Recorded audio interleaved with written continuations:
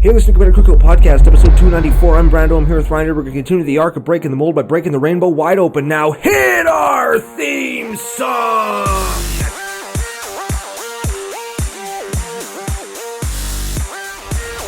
Hey, Ryan. We're back for yet another whirlwind adventure. How you doing? Good. What is going down? A whole ton is going down. We have some people to thank and some stories to tell. A really interesting deck to do, and I just had a revelation about my own human body. But before we get to any of that, we have to thank our official business daddies, FusionGamingOnline.com, your source for all your gaming needs. Very much so, yes. And don't forget, CCO Spring is the new promo code. And in our part of the world, the Great White North, we have reached the point where the average temperature, at the end of February starts to increase by about 0.2 degrees Celsius per day on average. So spring is going to be in full swing. Maybe by the time this episode comes at the when does this go live? Sometime around the 1st of March. 1st of March, yes. CCO Spring, save yourself 5% off on all the stuff that you're going to buy anyways. Neon Dynasty sealed product. Let me hit the people and dunk on Business Daddy a little bit. They don't follow on Twitter. They don't follow me on Twitter, so I can give them the gears a little bit. Give them the gears. I've been buying some of those foil full art Japanese lands. The mountains that you like? The mountains that I like. You can get those at FusionGamingOnline.com. That's your most recent order. And save 5% with CCO Spring on shit that I'm going to buy anyway. And they're foil, so they're like $5 or $6 each. That's Canadian though, so like $2 American. So yeah, you might as well if you're American. And I get this all the time. So many of the totally jacking your story for a minute. So many Americans and so many people overseas are like, do they ship to America? Yeah. Do they ship overseas? Yeah. Yeah, we don't. I know that we joke about like moose and geese delivering and beavers delivering our mail. That's only domestically. Canada, fully developed nation. Yep. Mm-hmm. We've got like electricity and internet and like a postal service that is as uncorrupt as postal services can get. Yeah. Yes, we've got all this stuff. And Fusion Gaming Online utilizes said postal service to deliver anywhere in the world. Just an FYI for anybody who's listening, because I've been getting that a lot lately. Really? I live in Memphis, or I live in Boston. Do they deliver? Yes. Boston's probably fucking closer to Fusion than we are. That's probably not true. It might be. But like Minneapolis certainly is, and I've been contacted by people saying like, "Hey, I live in Minnesota. Do they ship there?" I'm like, "Yes, it's just like a few hours south." Yeah, dude, it's closer than we are. Yeah. Get in there. Anyways, the story. So I've made 4 orders over the last 2 weeks. Forders, and each one of my Forders has included 4 of those mountains because apparently they've fountains. They've opened a whole bunch of them, and I want to buy all of them so I can foil out all the lands in my deck. But they only put them on 4 at a time. So I have to keep going back to the site and ordering 4 and waiting for them to restock and ordering 4. And I don't understand why they can't just put them on the store so I can buy as many as I want. They're fighting the good fight. 2 things. First thing, you can probably contact customer service to get more, and they can add one to your account, or they can add them into your account at large. But they're fighting the good fight because if you don't list 150 of them, scumbag internet speculators can't go on and buy you out of them. Oh yeah. And they're only posting 4 of them knows that you're buying from a reputable dealer that cares about their reputation. Because if they list 100 of them and you buy them all at 100 because you have like 6 red decks and you need all the lands, you know at 4 of those mountains, if they spike to like $15, they're not going to say, "Oh, sorry, we ran out," and then relist them tomorrow for 5 times as much. Yeah, I guess. They're not going to do that when they only list 4 or 6 at a time. Yeah. With non-foil basics and cards that aren't worth like $5 or $6 each. They list them in the hundreds like every other site. So if you're trying to like do the clear sleeve thing and back your deck with like a common that you collect or something, you're probably fine. I guess that's all right. I'll give them that. Let it pass this time, but just this one time. Yeah. So okay. So many envelopes in the mail before I can play Nora and the Wary again. Well, you could always do the whole trolley mismatch basics for a while. I respect my deck more than that, sir. The entire deck is trolley mismatched. Not the land, though. And the lands that are in there right now are those stupid black and white ones from Innistrad that I hate. And I never liked them, but I got them because they looked like magic. They didn't look like magic cards. Are they foil? Of course they are. Oh, dang. I need them in not foil. Because people like when I colorize them. Oh, I can't help you. Oh. I only have foil lands. I wonder if I could do it on foil. Sometimes I hit them with like 2,000 grit sandpaper, so the paint stick? So the paint sticks better because you got to water down the paint so much. This is some behind the scenes shit right here. If I hit the foils with 2,000 grit sandpaper, it'll probably just make the foil look crappy. It'll make it look like foil etched. Oh, got him. You're not wrong though. You're not wrong. That's right. I hope Editor Joe can help us out because the sun's coming right through the window and it's hitting it's making me glow, hey? Yeah, people can tell just how white you really are. Yeah, well, that spring's right around the corner though. Pale, I guess. I'm wearing a yellow shirt and you're the one that looks pale. Light is just bouncing off of you and hitting me. Okay, we've got some biznatch. Podcast biznatch, if you will. We've got two returning patrons to thank. Okay. We've got a new patron. We've got to introduce today's commander and talk about how we're breaking the mold, because it is the arc of breaking the mold. But before any of that, we've got to give a pack away. Okay. A booster pack for somebody guessing Magda, Brazen Outlaw from last week's You know what I liked show? about last week's guessing game is so many people they showed their work in their guess. They didn't just write Magda Brazen Outlaw. They wrote because you said this and this, I'm thinking this, but then you said this and now I think this. That was pretty cool, man. Yeah. Like, people are listening to what we say and they're like, that's neat. That makes me feel good. No bonus marks. No, there's no bonus points or bonus packs. I just really appreciate that you guys took the time. Gold-dang ass tryhards, hey, trying to get, hey, they're going to give me 2 entries if I show my work. This isn't high school algebra. Man, if it was, we'd be in such deep shit. Yeah, we'd be screwed. Oh, yeah, we'd be the worst. We could probably just copy off of some CCO Nation members. There's lots of smart people in the nation. Yeah, you're probably right. Giveaway. Winner of the booster pack. Booster pack. Send us an email, commandercookout@gmail.com. In that email, say it's you, don't lie, and send us your address. Or tell us if you want, instead of a booster pack, like if you want some CCO stickers, we could send you those instead. Mm-hmm. Yeah. Wait, why did I make the sad face when I said that? That was not good. And you know that I would have made the sad face if you're watching on YouTube, because you're listening to us anyway, and we work really hard to make the YouTube content look really good. He's getting worked up for that ultimate promo cut, hey? It's coming. Brandon's cracking his neck and cracking his knuckles. The winner, Charles Thacker. Might be a real name. Chuck Thack. Yeah. I like that. Yeah. Chuck Thack. I like thick Chuck Thack. I don't know. Thick Chuck. Just leave it there. I don't know if he's thick or not, or where. Probably is. Thick Chuck. Yeah. Thick Thack. Yeah. Just cut the Charles and Chuck right out. Thick Thack. Get at us. Yeah. So I just want to see him like banging 2 pistols together. Thick Thack, motherfucker. Oh, fantastic. Like in Training Day when Denzel's just banging his guns together when that guy told him to suck his dick, and then instead of sucking his dick, he puts the guns together and just hammer times him right in the ball sack. Oh, That was a movie. Yeah, that was a movie, hey? That was nominated for some Oscars and stuff. Well, Denzel's a fantastic actor, right? Yeah, he's really very good. I was thinking of the blooper reel on Malibu's Most Wanted where that one dude is banging his pistols together. Yeah, super funny. Anyhow. Business.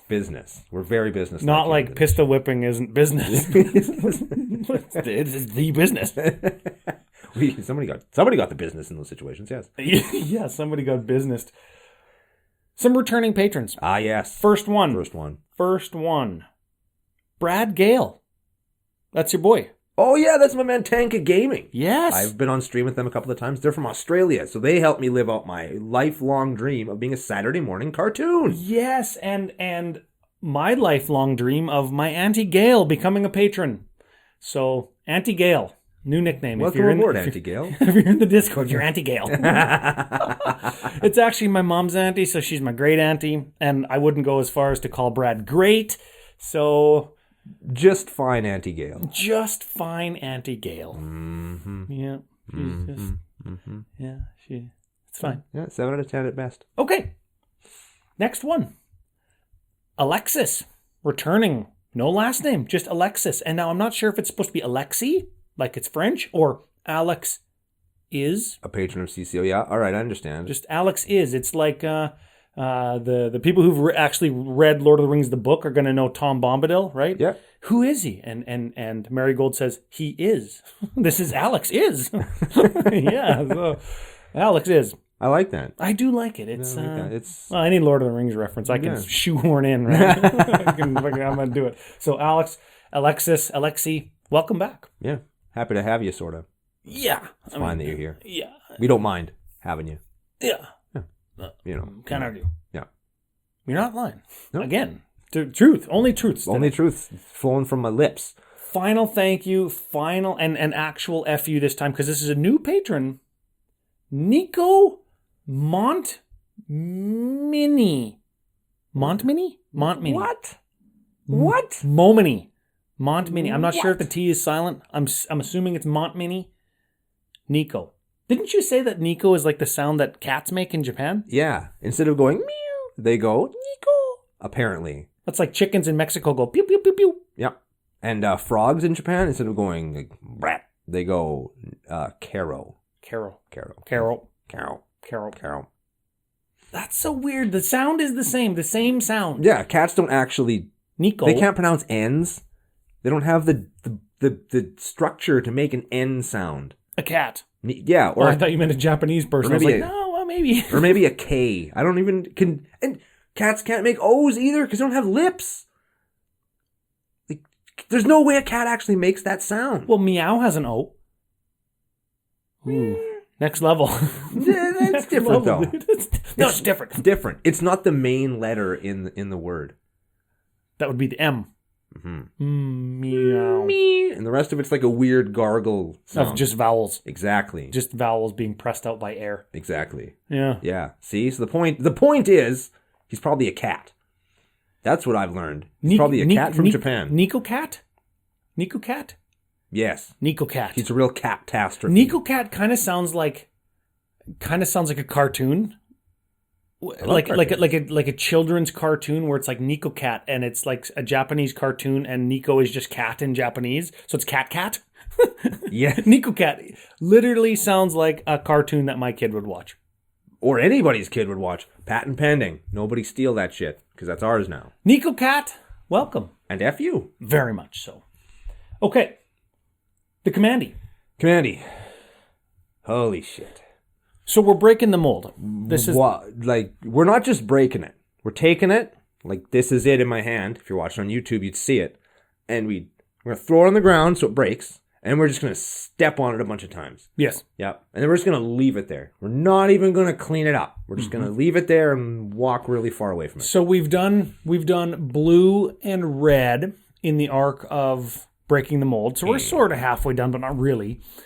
And we've had a couple mono black lists suggested and submitted. If you want to get a deck in, commandercookout@gmail.com, or submit it on one of the various deck list channels on the Patreon Discord. That's one of the benefits. That's the first place that I look. But not today. We've got a 5-color colorless deck.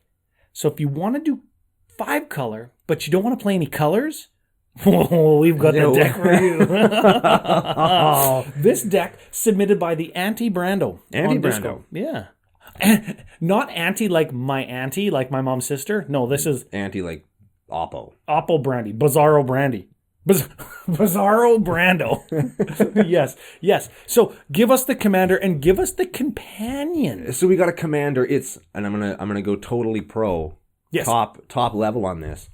Sisay Weatherlight Captain is a 2/2 for white 2 Gets +1/+1 for each color among other legendary permanents you control, and also has Wooburg. Search your library for a legendary permanent card with mana cost less than her power. Put it into play, and then shuffle your library. So it's a tutor on a commander. Mm-hmm. Tootmander. Tootmander, and we've got a Companmander. We have a Companmander, which is Gigantha the Wellspring. It's a Gruul hybrid and 4 for a 5/5 elemental elk. Mm-hmm. Tap to add Wooburg. You can't use that mana to pay generic mana cost. So you tap it to activate Sisay. Generic mana like you would find in the casting cost of some of the colorless spells we're playing. So it doesn't even help you. Yeah, so it'll play 4 of the spells out of the deck, or help you play 4 of the spells out of the deck, and activate Sisay.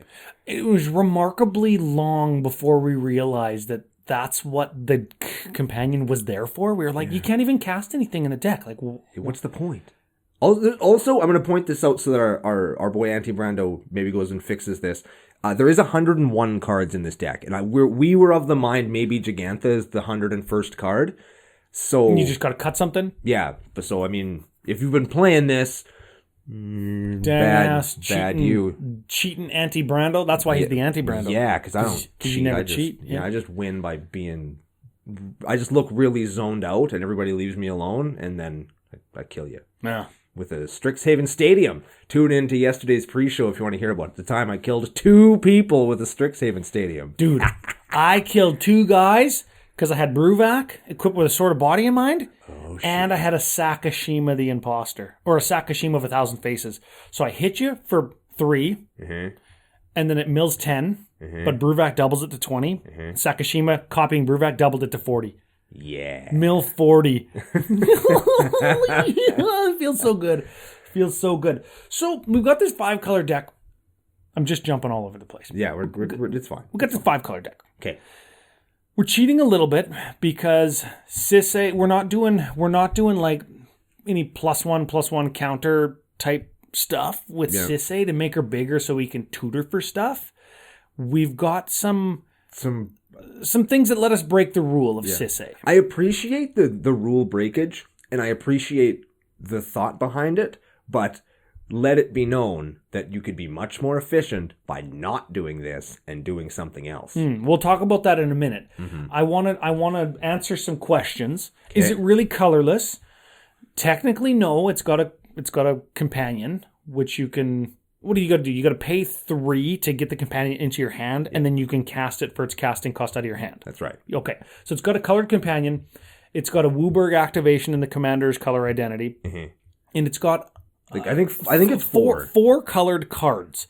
But none of those cards are the cards that we search for with Sisay. So it's like legendary tribal a la regular Sisay, but with colorless cards. So, okay, that's the first question.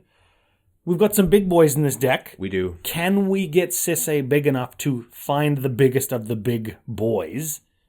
You could, if you did something that isn't what we're doing here, I think that you could probably do it quite efficiently. Okay, we're almost there. You're hinting at it, and that's good journalism, because I've got one more thing. We're cheating a little bit, but I like this cheat because it doesn't feel like building a deck around a card in the 99. Right? Or Hidden Commander.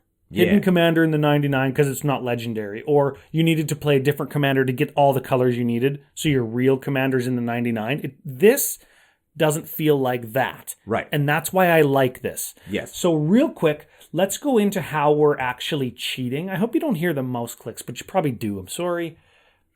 This is what we have. This is what it is now, yes. This is it. Let's go into the cheats. There's 11 cheat cards. And we'll talk about what you think is probably better.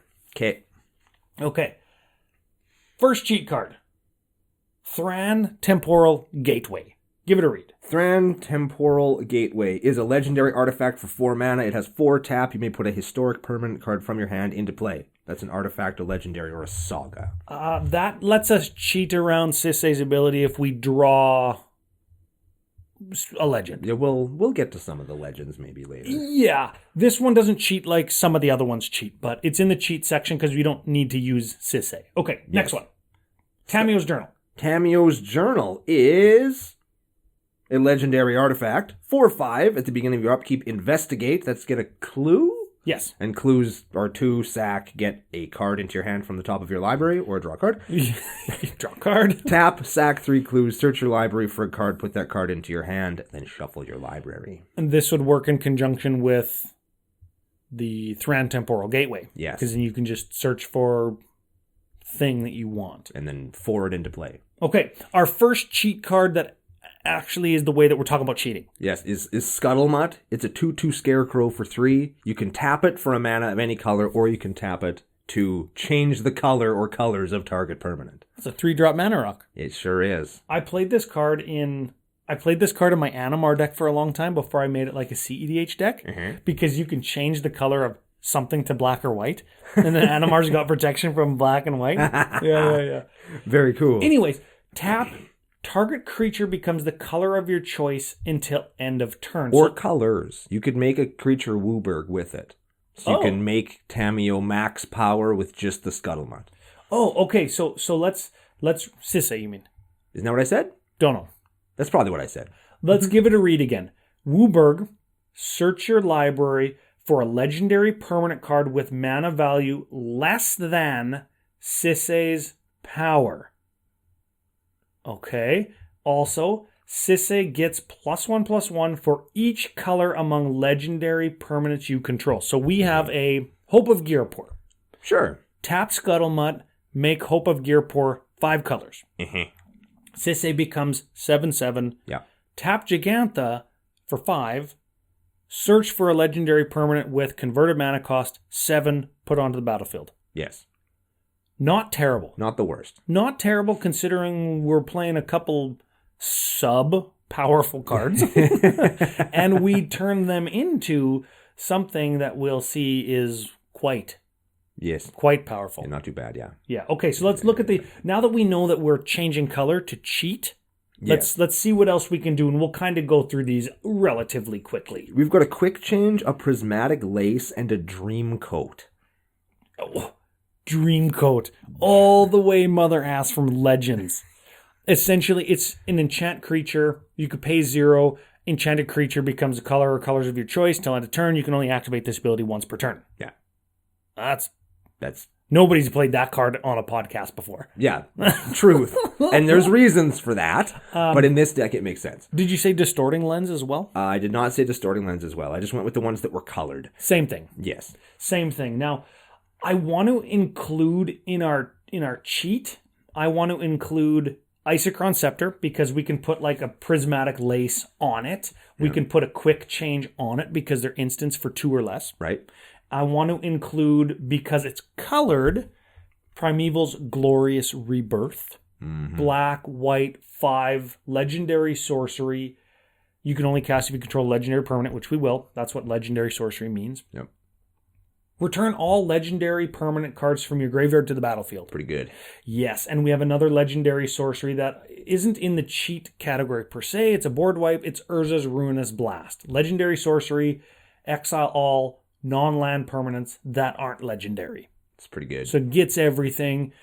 Listed them with the cheats because technically they are colored. Yeah, outside of the theme of the deck, therefore it is a cheat. Yeah. So we're going to switch over to some cards now, and we're going to show you all of the ways that we do 5 color with 0 color. What? So we are going to start with the ramp. We're going to go quick because it's all common stuff. Not common stuff, but it's all common ramp stuff, and it's like, it is what it is.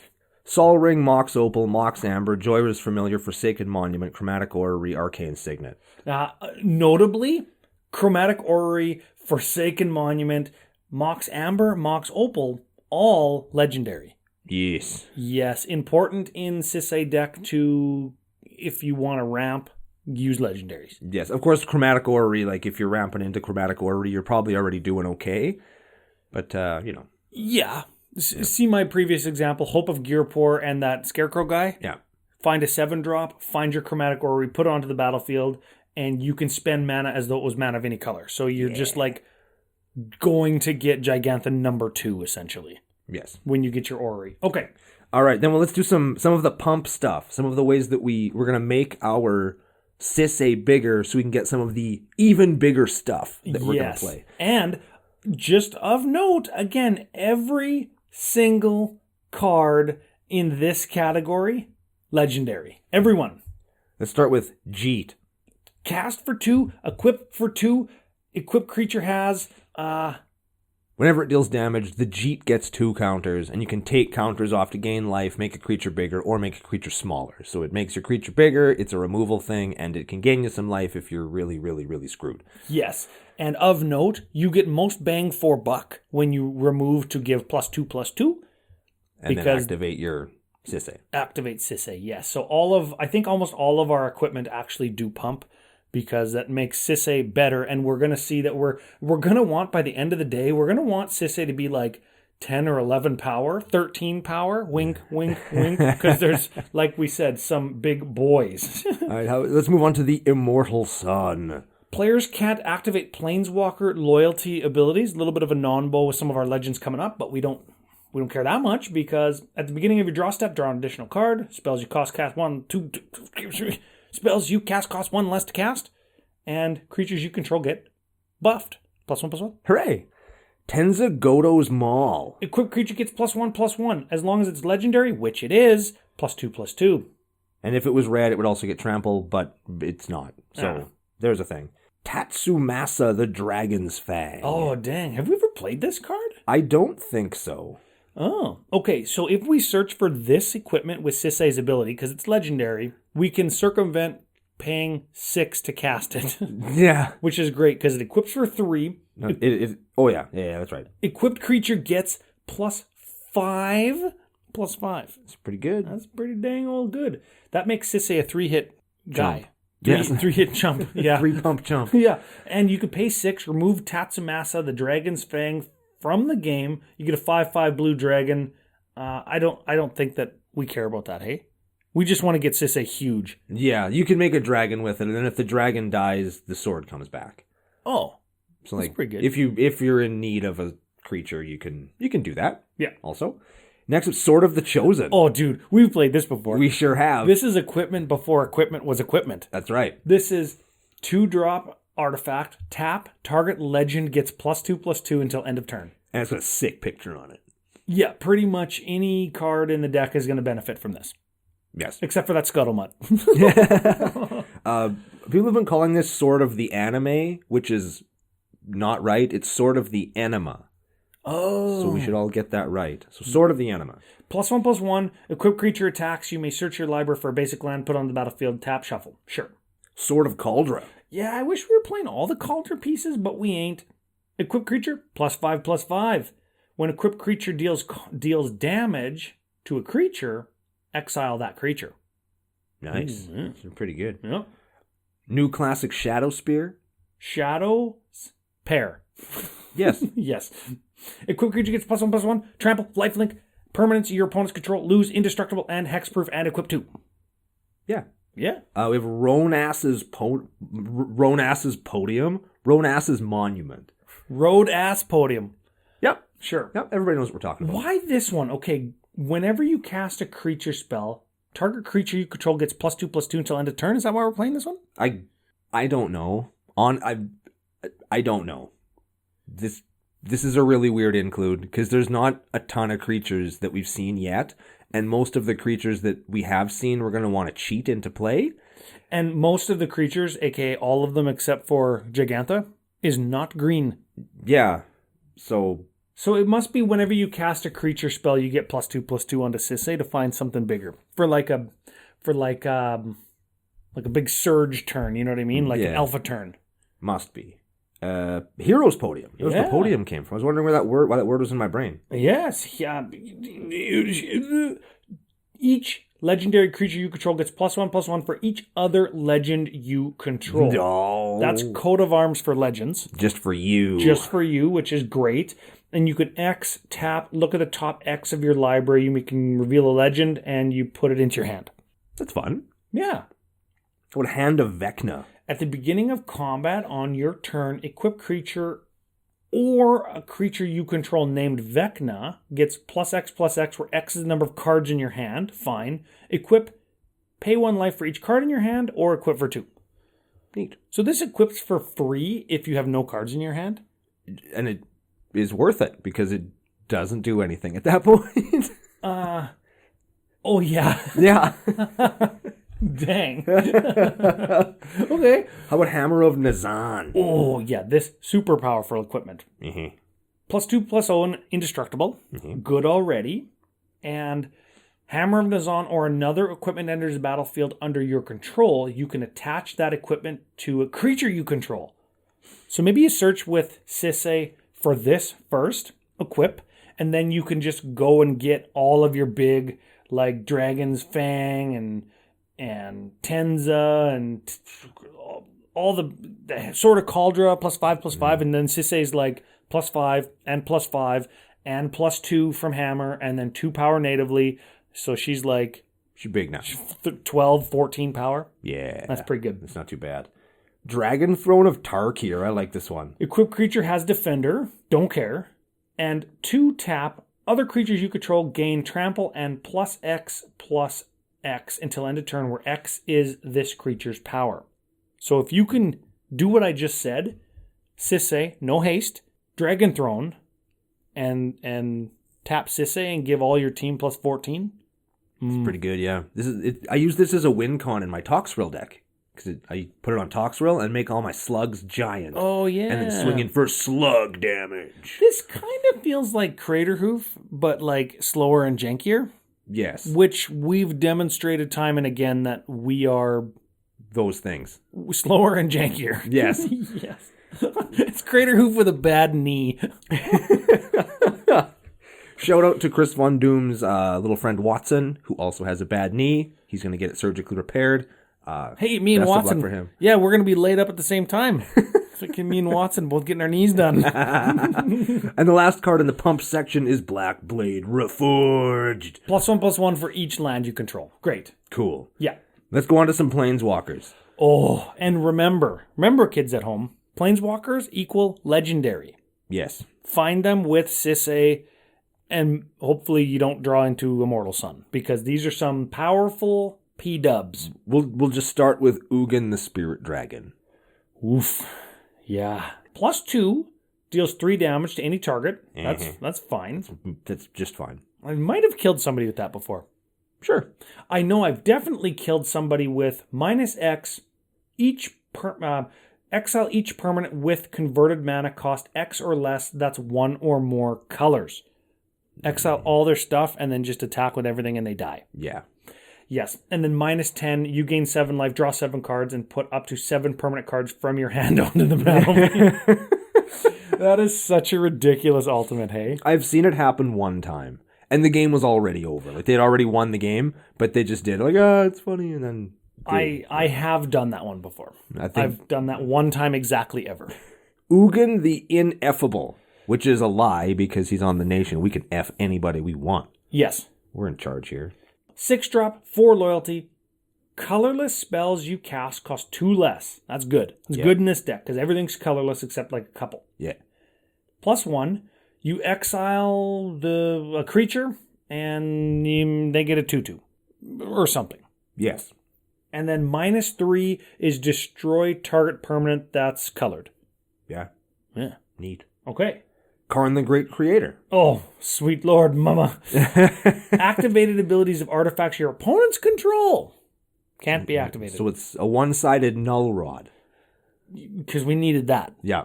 Okay. Yeah. +1, until end of turn, target non-creature artifact becomes an artifact equal to its bigliness. Right. Casting cost. Correct. And if you'll remember, we had some sizable artifacts thus far. Yeah. 7/7 Chromatic Orrery coming at you, baby. Yeah, and a bunch of 5/5 equipment and stuff. Yep. That's fine. And then -2, you may choose an artifact. Oh, that's the outside the game Yeah, one, right? you We can't don't care about that. Yeah, it doesn't work in Commander. So we'll just move right on to Karn, Scion of Urza. Oh, baby. +1, reveal the top 2 cards of your library, and your opponent chooses one of them, and you get something, right? Yeah. Sure. You know what? We're glossing over these because they're kind of difficult to read all the words on them. And when They're not doing what the deck actually does. No, you're right. We've got some 4-drop ones here that are easy to cast, and we've got some ones that are like ultimately backbreaking for certain kinds of decks. And if we went on the Planeswalker route with Sisay and just like got Ugin, Karn, that's probably going to be game over for all of our opponents because they're just not going to be able to do anything. Yeah. Yes, because Ugin's going to get rid of all their stuff. Karn's going to make it so they can't do anything with their mana rocks or activated abilities and animating our guys. And then we're just going to smash over the turn after because we've gotten some of the guys we're going to talk about in a minute. Yeah, and the last one in this section is Karn Liberated. I really hate this card in Commander. I really do. It's a 7-drop 6 loyalty planeswalker. It's +4. Its +4 ability is target player exiles a card from their hand. His -3 is exile target permanent, and his -14 ultimate says, listen very closely to the next 3 words I'm about to say, restart the game. Yikes. And then leaving in exile all non-aura permanent cards exiled with Karn Liberated, then put all the cards into battlefield on your... So you start with all the shit that he exiled. Yes, you know what? I hate that card, and I hate it. I've done that one time, and here's why my story makes it okay. I'm justifying this for myself. I've done that one time where I've restarted the game. There was me and one other player left, and it was that very brief chunk of time where Grizzlebrand was not banned, and the last remaining player was playing Grizzlebrand.deck. Well, here's the thing.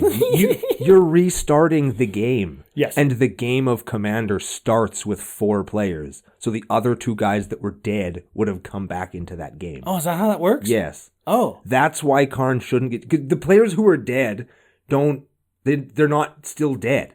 Is that really? Yes, because you're restarting the game. At the start of the game, there are 4 players. No way. Yes. Okay, that's not how we did it. I started that game that I just talked about with one of my own things. I don't remember what it was. It might have been like a Traxos, which is like a 7/7 for 4 or something. Yeah.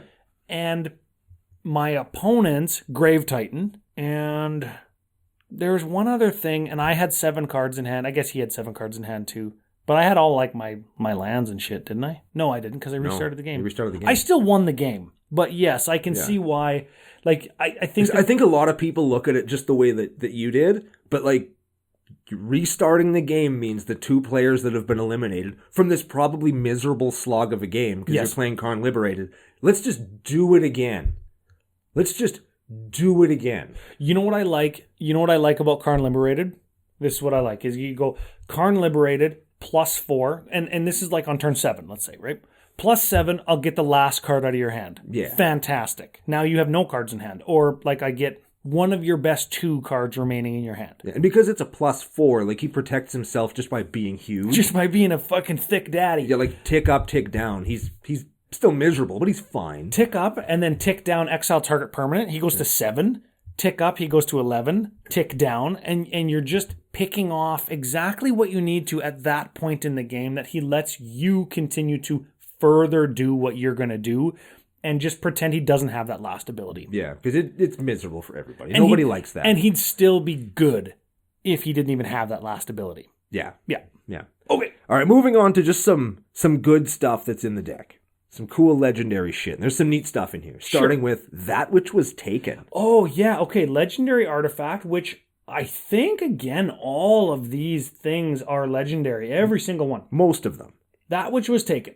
4, tap, put a divinity counter on target permanent you control. Each permanent with a divinity counter on it is indestructi. Neat. Pretty good.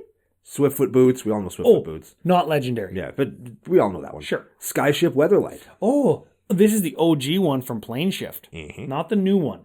This is when Skyship Weatherlight enters the battlefield, search your library for any number of artifact and or creature cards and exile them. Okay?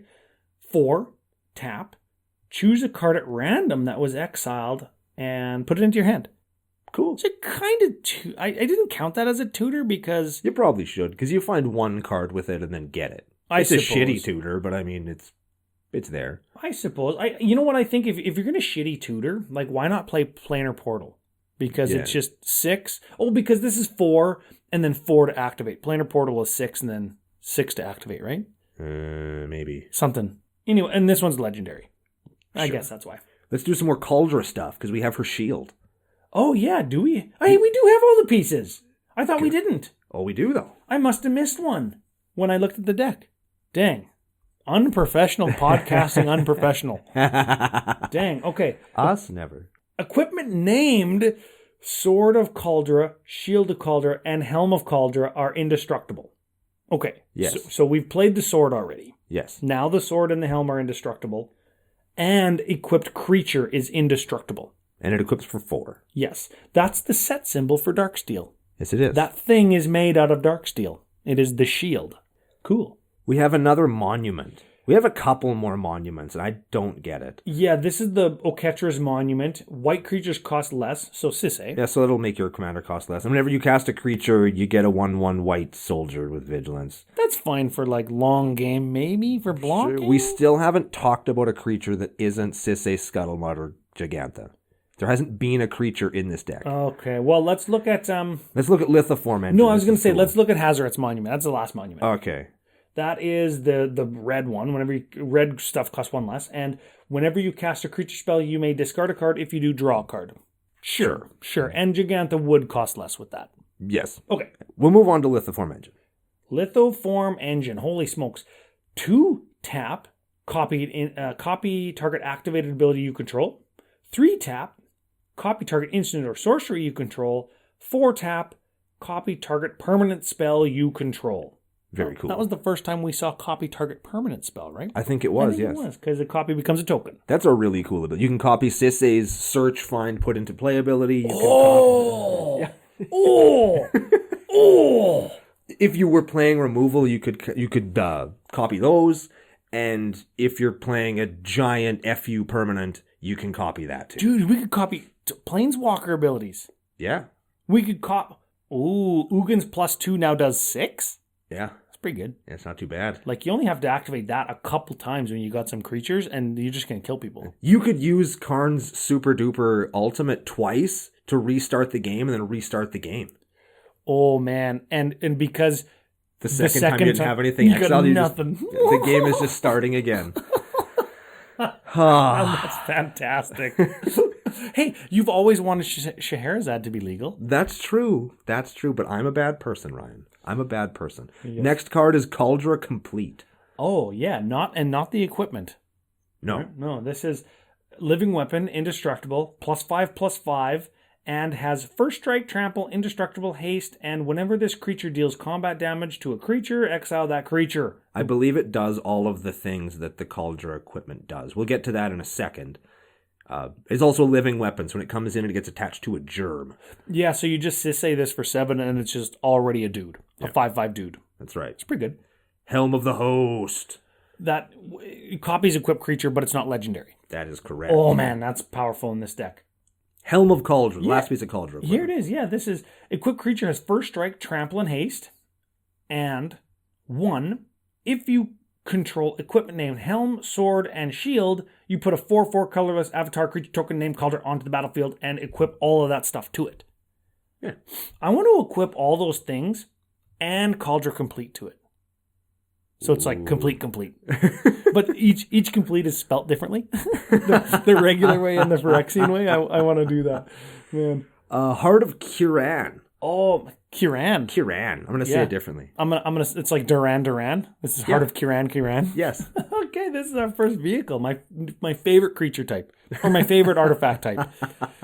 4/4 Flying Vig, crew 3. You can remove loyalty counters from a planeswalker you control rather than pay Heart of Kiran's crew cost. I don't understand why that's there. Because all of your planeswalkers are better served to not have their loyalty abilities removed. Well, if you've got a Karn and you just +4 them, and you're like, I'll +4, exile your last card, and then I'll hit you for 4 with my Kiran. I suppose. Or I guess you can use it to block. And Karn's still at 9. Yeah, I suppose. I think that one might just be in there because it's legendary. Yes. Gaunty's Aetherheart. This is extra turn. Yep. This is whenever Gaunty's Aetherheart or another artifact enters the battlefield under your control, you get energy. Sure. Why couldn't they just put 2 energy? Like 2 and then the energy sign? Because that's too confusing, Ryan. Because the next line proves that they should have done that. Yes. And you're going to read it exactly the way that Oh, mother gonna- ass. okay. And everybody's going to shut the show off. Okay. Okay, here we go. Pay energy, energy, energy, energy, energy, energy, energy. Did I get there? I think you got there, yes. I think so. Exile Gonti's Aether Heart. Take an extra turn after this one. Sure. You got that Lithiform engine? You do that twice. Yeah. Ooh. Yeah. That's pretty dang old good. Yeah. Okay. So there's some extra turn stuff. We got a God Pharaoh's statue. Spells your opponent's cast cost 2 more. And at the beginning of our end step, each opponent loses 1 life. This little stacks piece. Yeah. Elbrus the Binding Blade. Oh, this one's kind of a black card. Yeah. But you know what? Equipped creature gets +1/+0, which is good. And if equipped creature deals combat damage to a player, unattach Elbrus the Binding Blade and transform it into Withengar Unbound. A 13/13 flying intimidating trampler. Great guy to put all your equipment on. Yep. Yes. And whenever a player loses the game, put 13 +1/+1 counters on Withengar. I feel like that was just with Wizards just, let's make a ridiculous creature. Let's just make something just ridiculous. Yes. And put it on the back of a knife and we'll do it. And that's what Withengar is. It's a cursed knife or possessed knife. Yeah. And because they're hiding it behind like that extra step mechanically, they're just like, yeah, do whatever you want. Akroma's Memorial is our next card. Oh, yeah. Good finisher card, right? Not in this deck. Not in this deck? Mm-mm. Why not? Because we don't need it. You don't need it. Oh, okay. Well, creatures you control have flying, first strike, vigilance, trample, haste, and protection from black and from red. Well, trample is good and flying is good. I guess. Because some of our big baddies don't have those. But, okay, last good stuff card. Aetherworks Marvel. Whenever a permanent you control is put into a graveyard, you get an energy. So great with Gonti. Okay. Gonti's Aether Heart. And, oh, here we go again. Yeah, do it again. Tap, pay, energy, energy, energy, energy, energy, energy. Correct. Got there this time. I knew that one was 6. Mm-hmm. Is it 6? It is 6. It's 6. Yeah, I counted while you were talking. Okay. Yeah. Look at the top 6. 6 cards of your library. Yeah, there it is. You may cast a card from among them without paying its mana cost and put the others onto the bottom. That's like Cascade Energy. Kenergy. Cask. Kenergy. Kenergy. Nenergy. Menergy. Okay. Sure. That's a neat card. I actually like that card. I should get one of those and play it. I like that. That's a good little card. I like that. That's good. Remember when it ruined Standard? I do. You got banned and stuff? Yeah. I bet you I could play that in like a treasure-focused deck. I'll bet you that'd be neat. Because I sack some treasures and do some stuff that I'm going to do anyway. And then just get a thing for free. What is energy? Do you get an energy token or is it just energy? Like it's just a nothing? I think we, as the person, get an energy counter. In the same way that we would get a poison counter. Can you proliferate an energy? I think so. I don't know if you can. I can't see why you couldn't. I don't think it's a counter. I think it's just an energy. No, an energy counter. An energy counter. Oh, so you could proliferate them. I was going to say if it's a token, you could put it in like Brutaclad and just get all the energies. Oh, if it was a token? Yeah, I'd be energying all over the place. Yeah. So let's talk. Now, we've talked about not having enough creatures. Because there's what, 3? We've talked about 3 creatures so far in the entire deck. Now there's 8 more. Yes. To justify all those monuments. Does that count Cauldron Complete? Oh, no, not counting that one. So that guy counts. There's 11 creatures in the deck. And let's talk about some big fat fatties. Oh, man, these are the thickest of daddies. Ulamog the Infinite Gyre. Ulamog. This is Oldamog. Oldamog, yes. Yes. A 10/10 for 11 that when you cast it, so we don't get that with Sisay. Right. But we don't necessarily care because it's a frickin' 10/10 with Indestructible and Annihilator 4. Yeah. So when it attacks, defending player sacrifices 4 permanents. Remember when Bane broke Batman's back? Yes. That's this in a card. That's that in a card. Yes. Almost as backbreaking as Ulamog the Ceaseless Hunger. Oh man, when you cast Ulamog the Ceaseless Hunger, exile 2 cards, 2 target permanent. You kill 2 things. You exile 2 things. I couldn't even say that, right? Yeah. Exile 2 things. Indestructible, 10/10. This time for only 10. Yeah. That Annihilator, though. The Annihilator is definitely worth 1. Yes. And when it attacks, defending player exiles the top 20 cards of their library. Sure. I would put that in Bruvac if it said mill. And that would be my finisher. And I would maybe cut like Something else that's big. But no, it's Exile. Traxos. We talked about him earlier. Scourge of Krug. 7/7 for 4. That's pretty good. Yep. Pretty good. Trample. Enters the battlefield tapped and doesn't untap during your untap. But whenever we cast a historic spell, we untap them. And that's an artifact, a legendary, or a saga. So essentially our entire deck. Because basically everything's legendary. Yes. Although Sisay cheating something into play doesn't count. No. Doesn't count that. But like you go Traxos and then Mox Amber that I drew this turn. Yeah. Untaps my 7/7 for 4. Okay. Memnarch. Oh, this guy's a dick, hey? What an asshole this card is. 4/5 legendary artifact creature wizard. Doesn't look. It's not even wearing a wizard hat. Well, look at him. Look at him really up close. It's a guy with big old bug-looking legs and a big brain on top of his head. And you know what should be on top of that big brain? A wizard hat. Oh yeah. And he doesn't have a wizard hat on. He there. doesn't even have a staff. He'd rather expose his fucking brain than wear a wizard hat. This guy's a bad wizard. Never mind if you ran under him real fast and just like put your hand up as you run underneath him, you'd get him right in the nuts. Oh, just beding his ball sack as you run through his legs? Hell yeah. Like that scene on, what is it, Casino Royale? Or what's the one where James Bond and they whack his junk in the chair? I don't care. Man, that's terrible. Hey? Yeah, I would not want that to happen to me. No, but here, you don't want Memnarch to happen to you either. This is a 4/5 wizard, blue 1. Target permanent becomes an artifact in addition to its other types. Sure. And blue 3, gain control of target artifact. So you could start stealing stuff. And that's the, if you have infinity manas, you just steal your opponent's board states and then kill them. Yeah. Yeah. Mostly, though, maybe get a blocker out of the way for your Ulamog and take 11. Or if random artifact on the table is really good, just take it. Yeah. Yeah, that's pretty good. Kozilek, Butcher of Truth. Oh, baby. Annihilator 4, 12/12. When you cast it, draw 4 cards. Sorry, that's fine. Yeah. You know what? Something tells me that this deck wants to play the long game and just tutor turn over turn over turn. And sometimes I think that you just tutor for mana rocks if you have a Kozilek in your hand. Like you get that that Joyous Familiar. No, that doesn't work. You get the Forsaken Monument. You get the Chromatic Orrery. You get the Arcane Signet. You get the Immortal Sun. You get all the stuff just so you can cast that Kozilek and that Ulamog because they're just so powerful when you cast them. Yeah. Anyways. Karn Silver Golem. Oh, yeah. Karn 1.0. Yeah. 4/4, you can animate an artifact. Sure. And if he attacks or blocks, he gets -4/+4. So he's hard to kill. Good blocker. Doesn't it just get smaller? Whenever Karn Silver Golem blocks or becomes blocked, it gets... Oh, -4+. Others did -4/-4. This is the worst card ever printed of all time. Kills himself. I forgot how bad this card was. Speaking of cards that are bad, Hopeless of Girapur. Yes, Hopeless. This is the first thing you tutor for, though. No counters on Sisay needed. Truth. Then you turn them blue, and then Sisay's a 3/3. You can get your monuments. Ooh. Get those monuments, baby. Get them in there. And you get the monument. Then you get the Gigantha. Then you can Sisay for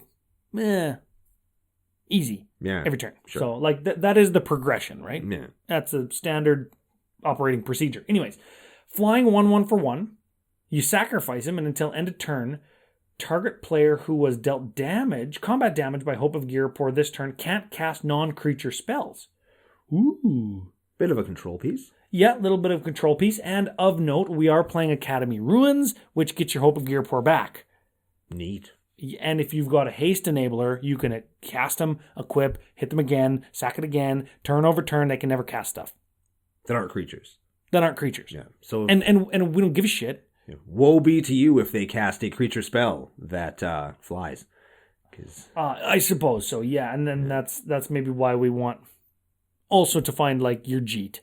Yeah. And just have those Jeet counters loaded up from previous Hope of Girapur attacks. So you can just minus the minus. Man, Jeet's good, eh? That's a good card, yeah. Jeet's fucking good. Okay, last creature. Last creature and last card in the deck is Emrakul, the Promised End. Let's see what you did there. The last one? Yeah, Show's going to be over soon? Yeah. Oh, man, we're too dang old. We're the worst. 13 for 13. Okay. Mm-hmm. One less to cast for each card type among cards in your graveyard. Okay. Sure, yeah. That's Maybe pretty cool. land, maybe creature, maybe artifact. So all of a sudden it costs 10. I don't know. What else? That's like maybe sorcery. We got like an enchant creature. Yeah. There's a possibility that you would have a creature in there. Of note, 2 of those Eldrazi Titans shuffle your graveyard back into your library when they die. Oh. So... Well, we'll just wait. There's more. Okay. You may cast Emrakul. Oh, no. When you cast Emrakul, you gain control of target opponent during that player's next turn. And then they gain control of your next turn. No, they just take an extra turn. Oh, they just take one. Yeah. Well, if they're dead. Yeah, if you can kill them with their stuff on their swing turn. all out at somebody else with all their shit to leave them open. And then... No, they get an extra turn after that one. Like, oh, what the hell? You take their turn, do whatever they want, and then they take their turn. Oh. Yeah, this... You know what? Every time that's happened to me, I've just completely wrecked myself via my opponent taking my turn. Like, everybody runs sack outlets, and everybody will make non-profitable attacks, so you just lose all your mana dorks and your little dudes, and they cast cards stupidly, right? Like Sign in Blood, instead of doing it to myself because I'm doing it like you're doing it for me. You lose when somebody takes your turn. Yeah. Pretty often. It happened to me one time. This is my favorite stolen turn thing ever. Somebody stole my turn when I was playing Norrin, and when they took my turn, there was nothing that they could do that wouldn't just be what I would have done anyway. Like, there was nothing they could do to hose me, and really, what are they going to... Are they going to play a spell and just take 2 damage? So they just took my turn and said... Pass the turn. Go. And then, so basically, I just got my turn skipped. It was so cool. Oh, man, that's fantastic. I was so happy. That's the deck. Well, hold on. Emrakul still does more stuff. Oh, yeah. It's got flying, trample, protection from instants. That's pretty good. It's a good creature. Yeah. But I don't know, it's steal a spell or a turn thing can definitely work not the way that you want it to. It's a little bit hit or miss in what you do. But if you're paying attention to what your opponents are doing, you can probably still pick the right person to hose and not pick the Norrin player and get nothing. Yeah. Now, of note, just real quick, Academy Ruins, Boseiju, who shelters all, Dark Depths, Eye of Ugin, Gaia Reach, Sanitarium. Like, it's got 37 lands, and a ton of them, almost all of them, are legendary. Cool. And, like, legendary lands in Commander, fantastic. Like, Kamigawa lands, fantastic. So, good includes on the land, sweet anti-Brando. Yes. Now, let's get into it a little bit quickly. We've got some strengths and weaknesses. Let's start with some strengths. We'll work over to the weaknesses. Maybe end on a positive strength or something. Yes. Okay. Employs the muscle is a strength. Yes. It plays very, very powerful cards that is, I think, the core of EDH is you want to play those big, stupid-ass swingy cards that are just stupid and strong. And this deck plays all of them. Yeah. Every single one of them. And if you wanted to break the colorless restriction that's been put on this deck by its creator, you could literally play every big, swingy, stupid card that you wanted in this deck, and it would make sense. Yeah. Yeah. Now, about playing any big, stupid, swingy creature that you wanted, a card that you wanted in this deck, we aren't doing that. Yeah. And what's cool about this is it's not Sisay Shrines, which is the new hotness. Like, all of EDH Rec right now is Sisay Shrines. That's one thing. Huh. Anything that kind of feels or looks like it represents not Sisay Shrines, this deck, not playing. Not doing. And we get to say it's 5-color colorless, which I think is such an interesting thing to say. Like, if I sat down with somebody and they said that to me, I'd be like, what does that mean? Like, I'd be intrigued. Yes. Because, like, you and I, we like weird decks like this. We like when somebody does some creative thing that is just so weird and wacky that we can talk about it on the show. Yeah. Fantastic. Okay. Weakness. Weakness. Slow. Slow. I think it's probably slow. Very slow. I'll bet you this deck is super duper slow. And do you trade off the speed for that huge top end power? Turn over turn over turn over turn once you hit like turn 7 or 8? I think that you could have both and cut some of the weird includes like those monuments. Unless we're missing something really serious with those monuments, just cut them and put in either more rocks or more ramp or something. Or something else to make Sisay big. Or maybe because, and this is one of the weaknesses we're going to talk about, is that the win conditions are pretty light in this deck. You could add more. Get more. Like, you don't think that all the big Eldrazi guys are good enough win conditions? No. No? No. You need more? Yes. There's like 8 of them. Yeah, but More. you have to kill 3 people, and you're going to bring out a thing that doesn't have haste, probably. Yeah. And then try and attack in at somebody enough times to kill them, because none of them have infect or commander damage. So being a 10-10, you still have to swing at them 4 times, provided they haven't gained any life. Like, Each. it's going to be an uphill battle. And then that whole time, you have to hope that they don't remove your guy or enchant it so it can't attack or tap it down forever or kill you while you're trying to kill them. Right? So here's where we'll flip it back over to a strength. Yes. Is I think that there's a little bit of a script to the deck. What do I get? Let's call it mid-game, because early game you're setting up your Sisay and actually casting things. I think that you cast things more often than we were all led to believe with Sisay. Like you still are playing Magic. You're still casting things, right? Yeah. And I think there's a script up to the point where you get, and I think that you get a Chroma's Memorial. Because it just goes onto the battlefield. Yeah. And then after that, everything you get is really good because it has haste. Yeah. So And flying and trample and vigilance and all that other stuff. yes, and hard to block because it's got 2 protections. Yes. So and you got a Scuttlemutt and color changer, so you can color change their shit to red and black. Yes. Like I think it's good.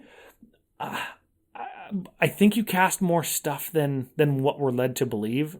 And I think if you're not interacted with, like you might not be in casual games as much, you just keep your guys out and just pummel people with them. Now, speaking of the guys, lots of big legends and Eldrazi's means lots of money. Yeah, those Eldrazi Titans are running between $40 and $80. Yes. So when we do a deck like this, I like to showcase, because it's so unique, because obviously Brandon, the guy who submitted the deck, probably has all these cards. He's got the ones denoted, like which ones he has in foil and special arts and stuff.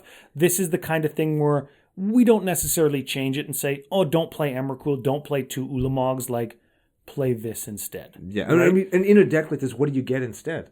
What's maybe the instead? maybe a Blightsteel, but it's not legendary. Yeah, so you're kind of stuck. Based on, again, what this deck is doing, you kind of need those Eldrazi's to do. Because if you cut the Eldrazi's out of this deck, oh baby, you're not going very far. The top end of your power gets significantly less. Essentially what you're playing with is, instead of a giant cannon, you have a dirty diaper that's full of poop, and you're asking people if they want to put their face in it. And if they say no, you're dead now. Yes. Because they still have the big cannon, you don't. It sounds like our Onion Pack giveaway. Yes.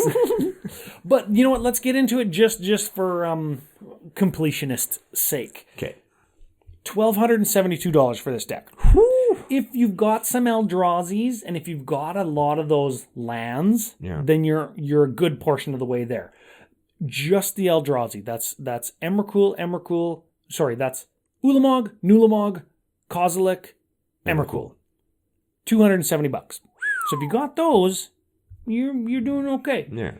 The ramp package, and it doesn't include Mana Crypt or Mana Vault, which are like 150 and 100 respectively, but does include 2 Moxes. Which are 50 and 70, I think, respectively. Something like that. The ramp package, all cards in it, including Soul Ring, Arcane Signet, blah, blah, blah, $150.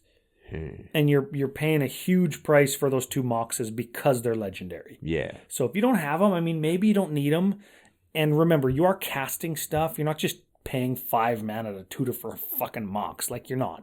Yeah. Right? But they do help with your Heroes Podium and stuff. So I understand why they're in there. Yeah. You could also play something like a Fist of Suns so that you could cheat things out of your hand too. So you're making Wooburg, you can play Fist of Suns or Joda, I guess, if you want to. But Fist of Suns works really good. Yeah, and then you're going away from the colorless aspect if you play a Joda. Yeah, but Fist of Suns still works. It's on brand, it's on theme, and it lets you cast. Oh yeah, because it's an artifact, right? Yeah, and you get to cast your Eldrazi from your hand. Oh, you for cast Wooburg. them for Wooburg. And then you get their big super abilities. That's right? an excellent include. Yeah. That's a really good one.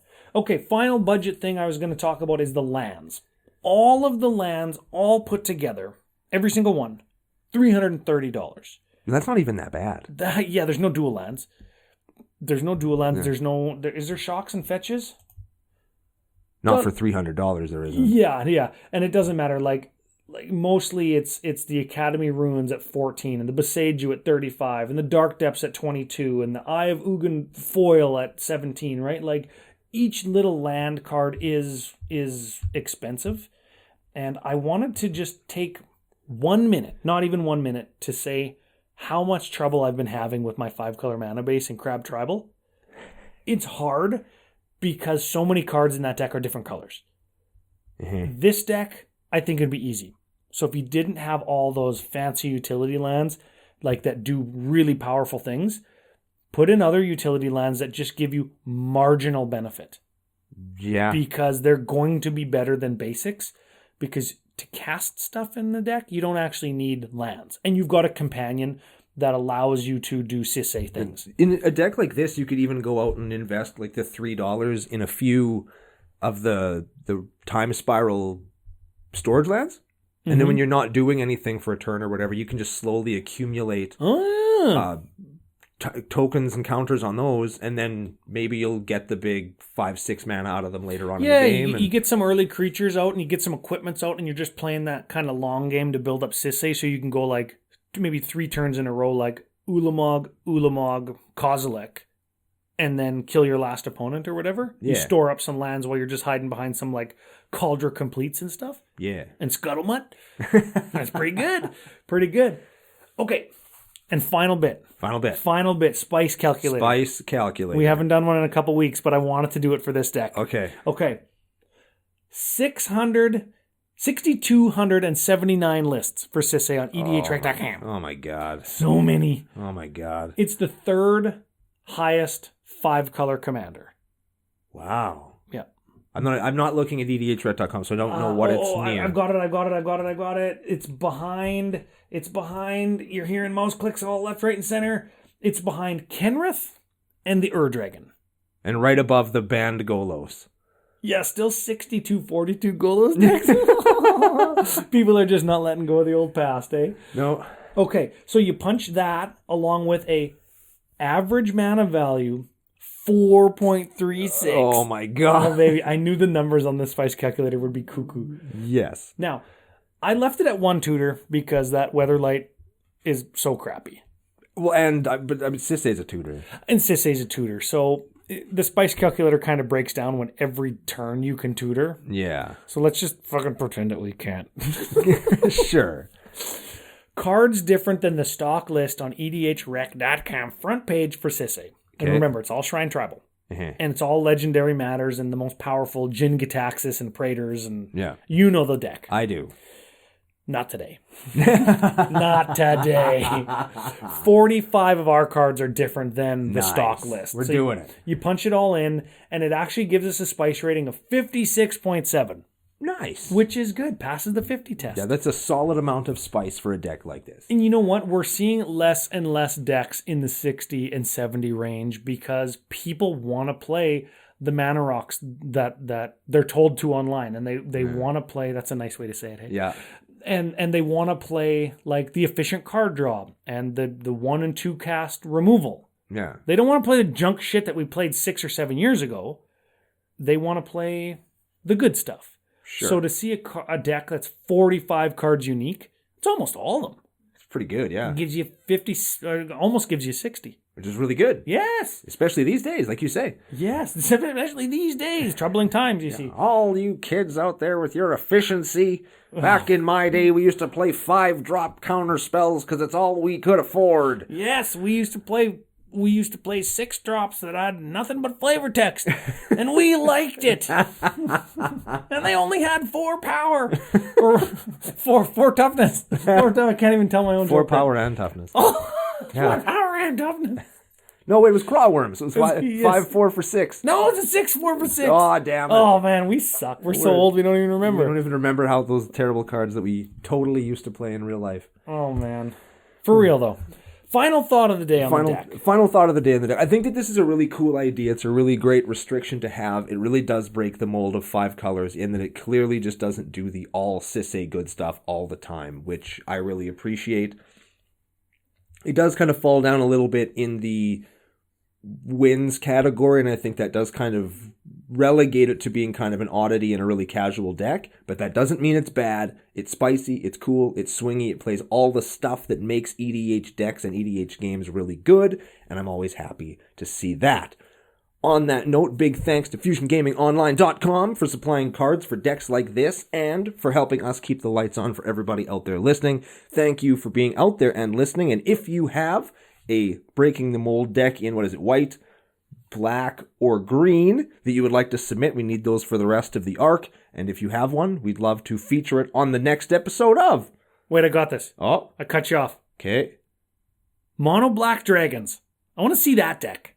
Because there's some dragons. Somebody put that together. Maybe we'll have it for you on the next episode of Commander Cookout Podcast. Hit our theme song! Your mother.